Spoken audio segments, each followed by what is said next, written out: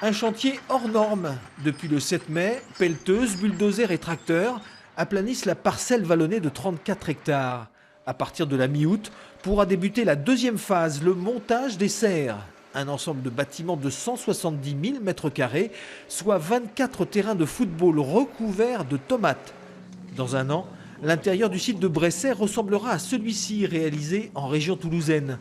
Des fruits cultivés hors sol, dans un substrat de laine de roche, sans aucun pesticide, promet-on.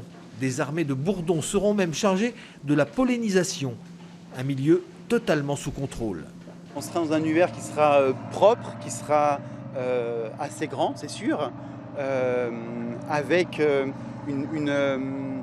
un univers qu'on voudra rendre responsable, humainement et écologiquement. C'est vraiment ce qu'on recherche, c'est de produire bien avec des gens localement et de le faire le mieux possible. Les Français consomment 500 000 tonnes de tomates tout au long de l'année, mais ils n'en produisent qu'un tiers. De quoi aiguiser l'appétit d'hommes d'affaires normands, bretons et hollandais, capables de mobiliser 40 millions d'euros. C'est parti de deux identités différentes. Tout d'abord, des Français, des investisseurs français qui voulaient se diversifier et qui voulaient investir dans la production en France. Et aussi Rick, qui est un producteur actuellement néerlandais qui voulait venir produire en France. Donc c'est deux mondes qui se retrouvent autour de ce beau projet. Les maraîchers du Mont, c'est ainsi qu'ils se nomment, annoncent l'embauche à l'automne de 110 personnes, moitié permanents, moitié saisonniers. Un projet considéré comme une hérésie par des écologistes locaux qui n'ont cependant pas réussi à l'entraver.